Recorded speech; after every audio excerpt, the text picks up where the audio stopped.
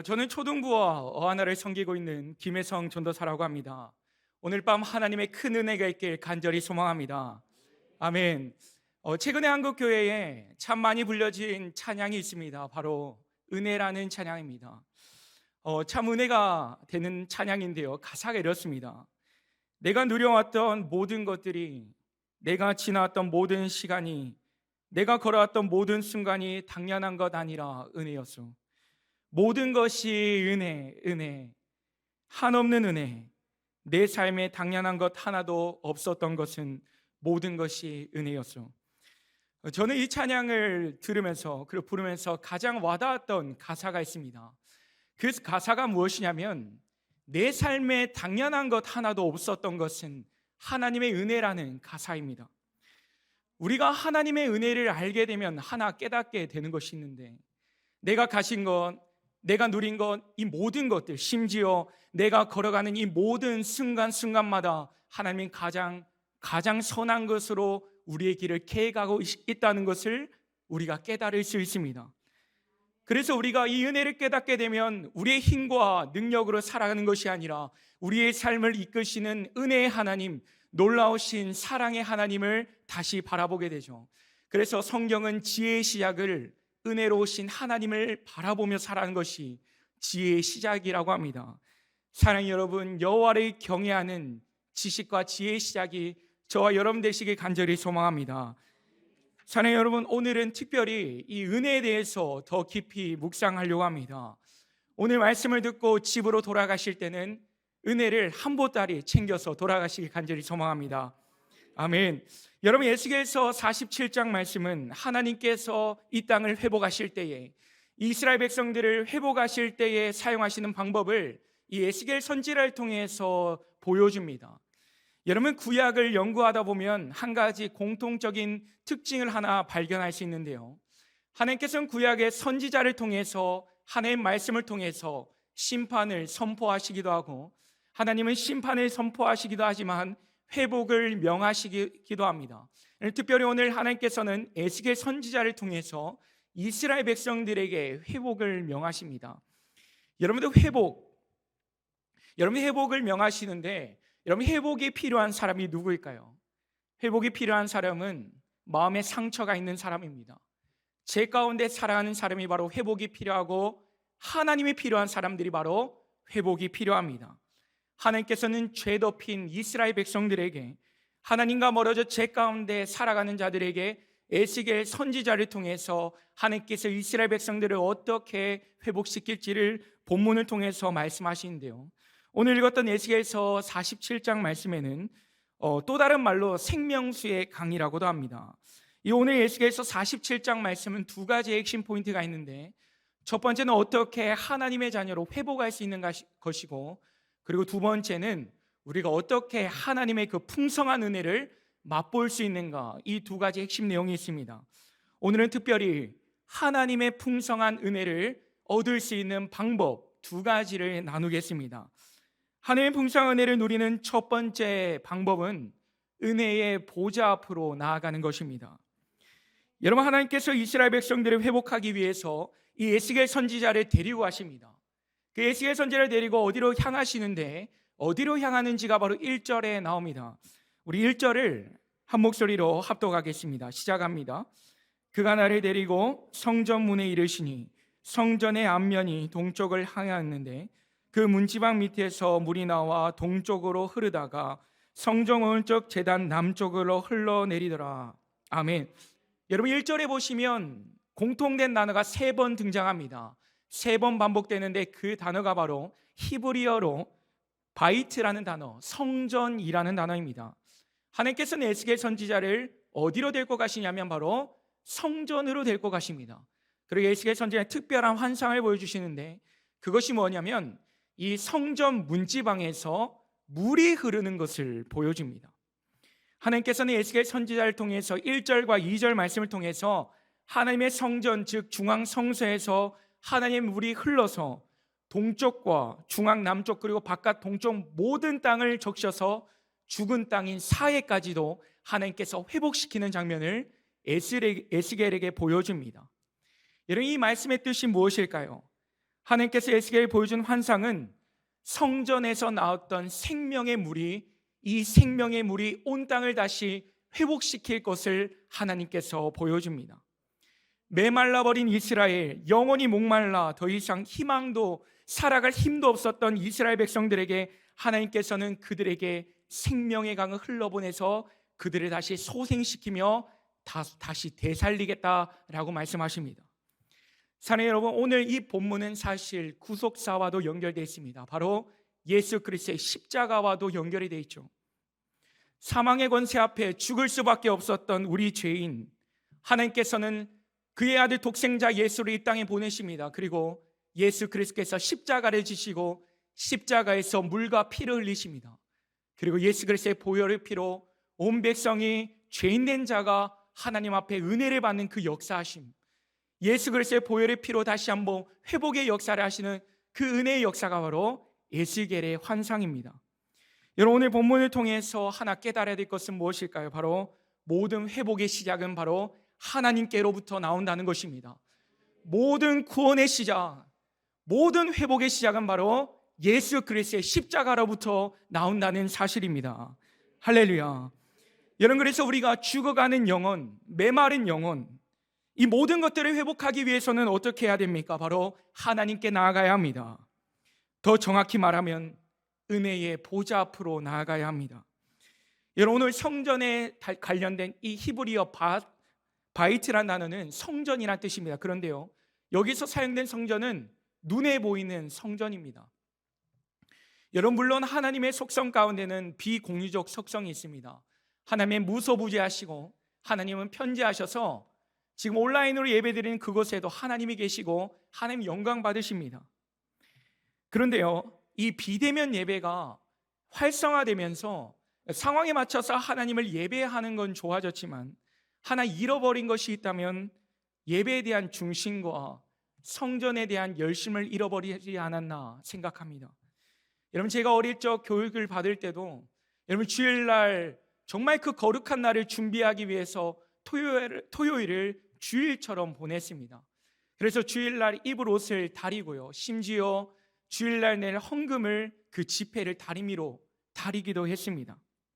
모든 것을 구비하고 그 예배에 대한 중심을 가지고 나아갔는데, 그런데 어느 순간부터 이 비대면 예배를 드리면서 이 예배의 중심이 흐트러지지 않았나 생각해 봅니다. 여러분, 우리가 오늘 말씀을 통해서 회복해야 될 것은 무엇일까요? 우리가 회복해야 될 것은 우리의 마음과 중심뿐만 아니라 성전을 사모하는 그 열심, 은혜의 보좌 앞으로 나아가려는 그 발버둥을 다시 한번 회복해야 될 줄 믿습니다.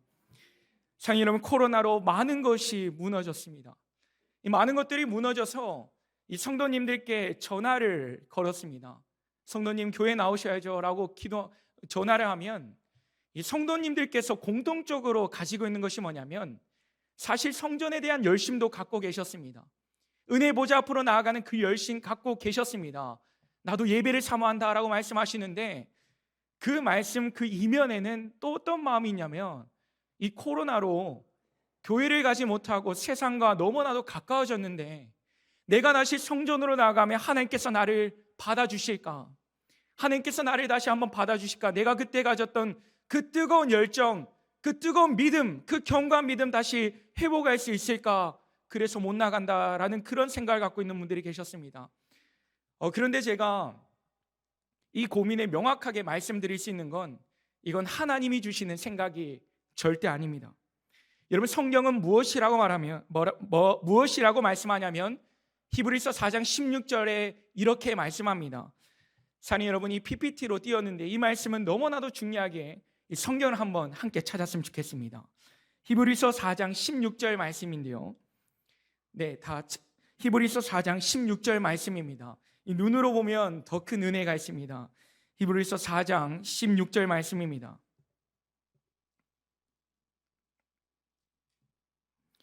네, 히브리서 4장 16절 말씀 우리 한 목소리로 합독하겠습니다. 시작합니다. 그러므로 우리는 긍휼함을 받고 때를 따라 돕는 은혜를 얻기 위하여 은혜의 보좌 앞에 담대히 나아갈 것이라. 아멘.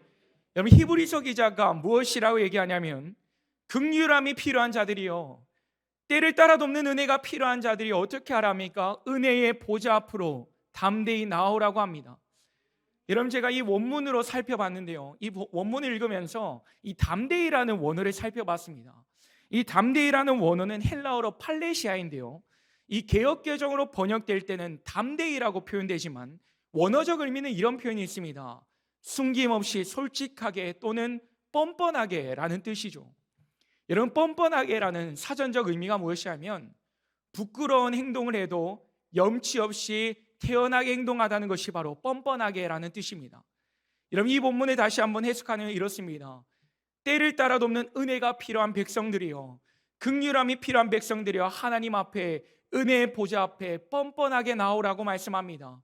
여러분, 우리가 하나님께 뻔뻔하게 나아갈 수 있는 이유가 무엇입니까? 하나님께서 뻔뻔하게 나와도 하나님께서 우리를 품어주시기 때문입니다. 여러분, 제가 그것을 언제 느꼈냐면 제가 초등학교 1학년 때였습니다. 초등학교 1학년 때였는데요, 집에서 엄마하고 장난감을 가지고 놀고 있었습니다. 집에서 장난감을 가지고 놀고 있으면요, 갑자기 대문에서 철커덕 소리가 들립니다. 그러면 저는 딱 감지를 합니다. 근데 신기하도 그 소리를 엄마는 듣지 못하는데요, 저는 듣습니다. 그러다 장난감을 갖고 있다가 아빠 왔다 이렇게 얘기합니다. 그리고 들고 있던 그 장난감을 내려놓고 현관으로 뛰어갑니다. 그럼 아빠가요, 현관 문을 열고 들어오는데 얼굴이 좋지 않습니다. 그런데 제가 아빠 와서 너무 반가워서 아빠한테 아빠라고 안깁니다. 그럼 아빠가 그 어둡던 얼굴이 밝게 빛나고 행복해하는 모습을 봅니다. 물론 제가 이제는 더 커서 아버지를 들어 올리지만 지금 제 기억으로는 그 아빠가 너무나도 행복한 모습을 보았습니다. 사랑하는 여러분, 하나님께 나아갈 때 하나님이 우리의 아버지 아니십니까? 우리가 하나님 앞에 어떻게 나아가야 됩니까? 그저 꾸밈 없이 부끄럼 없이 하나님께 나아가는 것입니다. 하나님 사랑합니다. 하나님께 안길 때 하나님께서 우리를 품어주십니다.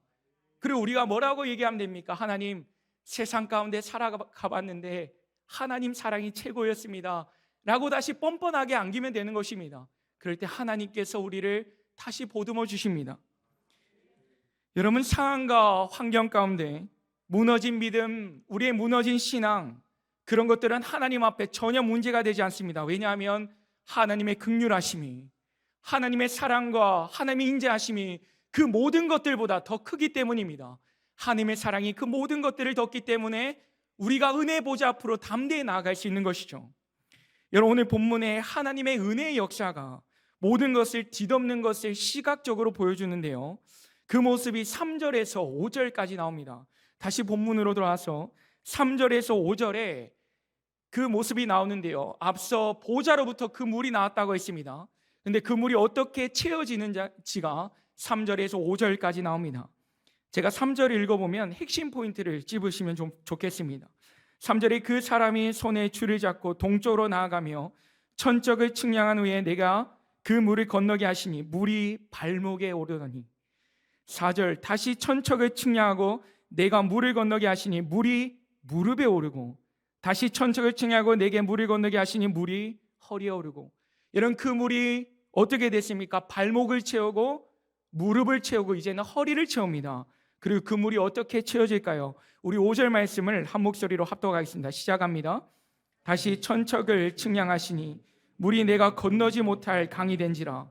그 물이 가득하여 헤엄칠 만한 물이요 사람이 능히 건너지 못할 강이더라. 아멘. 여러분, 하나님의 은혜 보좌 앞으로 나아가면 어떤 일이 벌어지냐면 그 생명의 강이 발목을 덮고 무릎을 덮고 허리를 덮어 내 전신을 덮게 됩니다. 그러면 우리는 상황과 환경을 바라던 것이 아니라 나에게 능력 주시는 하나님, 나에게 은혜 주시는 하나님을 다시 바라보게 됩니다. 사랑하는 여러분, 이러한 은혜를 누리고 싶다면 어떻게 해야 될까요? 간단합니다.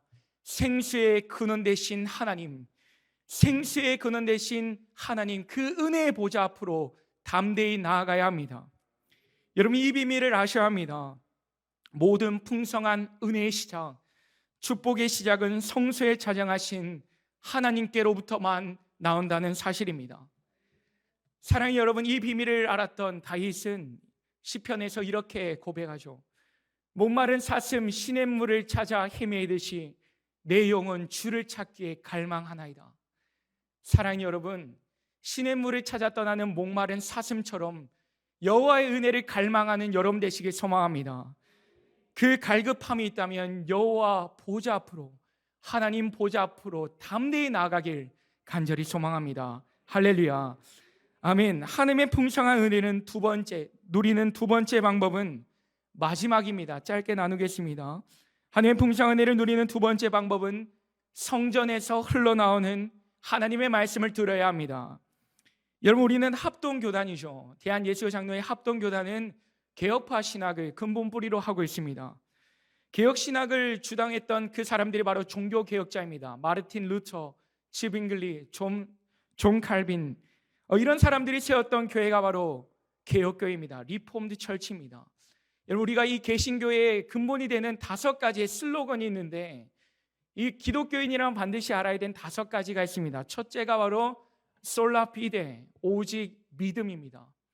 두 번째는 솔라 그라티아, 오직 은혜이고, 세 번째는 솔라 스크립투라, 오직 말씀이고, 그리고 솔루스 크리스토, 오직 예수 그리스도, 마지막 하나님께 영광, 솔라 데오 글로리아입니다.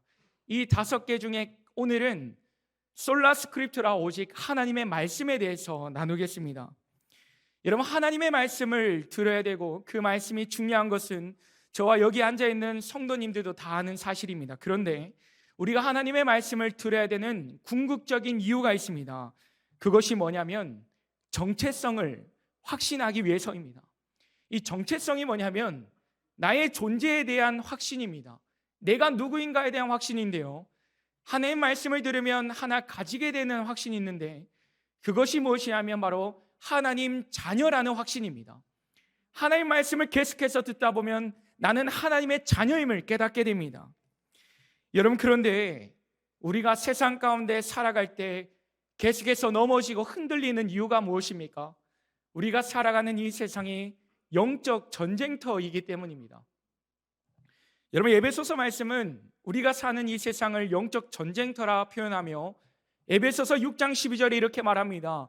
우리의 씨름은 혈과 육을 상대하는 것이 아니요 통치자들과 권세자들, 그리고 이 어둠의 세상 주관자들과 하늘에 있는 악한 영들과의 싸움이라고 합니다. 성경은 우리가 사는 이 세상을 영적 전쟁터라고 합니다. 우리가 영적 전쟁터 가운데 하나님의 말씀으로 믿음으로 굳건하게 서 있지 않으면 우리는 이 정체성이 흔들리기 시작합니다. 여러분, 정체성이 흔들린다는 말을 쉽게 표현하면 믿음이 흔들린다는 것이죠. 여러분, 믿음이 흔들리면 증상이 나타납니다. 하나님에 대한 신뢰가 사라지게 되고, 내가 하나님의 자녀가 맞는가 의심하게 되고, 심지어 하나님은 정말 살아계시는가 의심하게 됩니다. 영적 전쟁터 가운데 믿음이 자라나지 않고 무너지게 되면 이 성경은 아주 적나라한 모습을 보여주는데요, 믿음으로 굳게 서지 않게 되면 어떻게 되냐면 스스로 웅덩이를 파기 시작한다고 합니다. 그 모습이 바로 예레미야 2장 13절에 믿음 없이 살아가는 자의 모습을 보여줍니다. 예레미야 2장 13절 말씀입니다. 우리 한 목소리로 함께 합독하겠습니다. 시작합니다. 내 백성이 2가지 악을 행하였나니 곧 그들이 생수에 그는 데는 나를 버린 것과 스스로 웅덩이를 판 것인데 그것은 그물을 가두지 못할 터진 웅덩이들이라. 아멘. 여러분, 이스라엘 백성들이 2가지의 죄를 짓게 됩니다. 첫째는 생수에 근원 대신 하나님을 버린 것이라고 합니다. 여러분, 하나님을 버리게 된다면 또 버리게 되는 것이 있죠. 바로 하나님의 율례와 법도와 규례, 하나님의 말씀을 자연적으로 버리게 됩니다. 그럼 어떻게 살아가냐면 나의 힘과 나의 지혜로 살아갑니다. 그러면 스스로 웅덩이를 파기 시작하는데 성경은 그 웅덩이는 물을 가두지 못할 터진 웅덩이라고 합니다. 여러분, 우리가 세상 가운데 살아갈 때 느끼는 그런 감정들이 있습니다. 두려움이 있고요, 불안이 있고, 교만이 있고, 시기와 불안과 초조함이 있습니다. 이 모든 악한 감정들의 시작은 어디서 시작되냐면 바로 생수의 근원 대신 하나님을 바라보지 않고 하나님의 말씀을 듣지 않을 때부터 시작된다는 사실입니다. 여러분, 그러면 반대로 은혜의 보좌로부터 나오는 그 하나님의 말씀, 그 하나님의 말씀을 발목에 채우고 무릎에 채우고 허리에 채우고 내 전인격을 채우면 어떻게 될까요? 여러분 로마서 10장 17절 말씀대로 다 하시는 말씀입니다. 믿음은 들음에서 나고 들음은 그리스도의 말씀에서 납니다. 하나님의 말씀을 계속해서 듣고 하나님의 말씀을 계속해서 훈련해서 묵상하고 상고하며 매일 하나님의 말씀을 보고 듣고 읽으면 어떻게 될까요? 믿음이 생기게 됩니다. 그래서 우리가 이 세상을 살아갈 때 어떻게 살아가냐면 믿음으로 살아가게 됩니다. 세상의 방법과 세상의 방식으로 살아가는 것이 아니라 믿음으로 살아가게 되죠. 심지어 믿음으로 하나님의 말씀으로 나를 바라보게 됩니다. 여러분 하나님의 시각으로 하나님의 눈으로 나를 바라보면 나는 어떠한 존재일까요? 나는 하나님의 눈에 너무나도 사랑스러운 존재입니다. 하나님의 시각으로 하나님의 눈으로 나를 보면 나는 연약하고 나는 보잘것없지만 하나님 눈엔 나는 존귀한 자녀라는 사실입니다. 우리가 말씀을 계속해서 듣다 보면 나라는 존재가 얼마나 가치 있는 존재를 깨닫게 되죠. 여러분 하나님의 말씀은 또 소망 없는 곳에도 또 소망을 보게 합니다. 소망 없는 곳에서도 하나님의 능하신 편파를 보게 하고 우리를 붙드시는 그 의로운 손을 보게 하죠. 여러분 우리가 계속해서 말씀을 들어야 하는 이유는 간단합니다. 믿음으로 살아가기 위해서입니다. 그래서 성경은 그리스도인이 영적 전쟁터에서 살아가는 일체의 비결을 한 문장으로 요약합니다. 여러분들 잘 아시는 말씀입니다. 오직 의인은 믿음으로 말미암아 살리라. 할렐루야. 저를 한번 따라해 보겠습니다. 오직 의인은 믿음으로 말미암아 살리라. 할렐루야. 나의 정체성을 바로잡을 수 있는 오직 유일한 방법은 하나님의 말씀을 듣는 것입니다.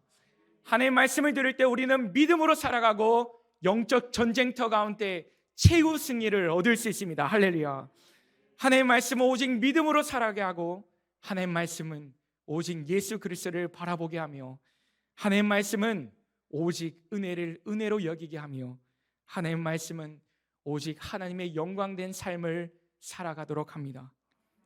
사랑하는 여러분, 하나님의 풍성한 은혜를 누리기 원하신다면 성전에서 흘러나오는 하나님의 말씀 듣기를 사모하는 주의 백성들 되게 간절히 소망합니다. 여러분 말씀을 정리하겠습니다. 오늘 말씀을 통해서 두 가지를 반드시 기억하기 소망합니다. 첫째는 이 세상을 살아갈 힘, 이 고통스러운 세상을 살아갈 때 그 힘이 필요하다면 우리는 은혜의 보좌 앞으로 담대히 나아가야 됩니다. 할렐루야. 은혜의 보좌 앞으로 나아가면 때를 따라 돕는 은혜, 긍휼히 여기시는 그 은혜가 우리의 발목을 채우고 우리의 무릎과 우리의 허리를 채우고 우리의 전신을 덮어서 무한하신 하나님, 우리에게 은혜를 주시는 하나님을 다시 바라보게 될 것입니다. 할렐루야. 두 번째입니다. 성전에서 나오는 하나님의 은혜의 말씀, 생명의 말씀 듣기를 사모하시길 소망합니다. 하나님의 말씀은 우리의 믿음을 경고케 합니다. 오직 의인은 믿음으로 말미암아 살아갑니다. 영적 전쟁터 가운데 승리할 수 있는 일체의 비결, 하나님의 말씀을 듣고 믿음으로 살아갈 때 우리는 주님 오실 그날 최후 승리를 얻을 것입니다. 사랑하는 여러분, 은혜의 보좌 앞으로 담대히 나와 하나님의 말씀 듣기를 사모하는 저와 성도 여러분 되시길 간절히 소망합니다.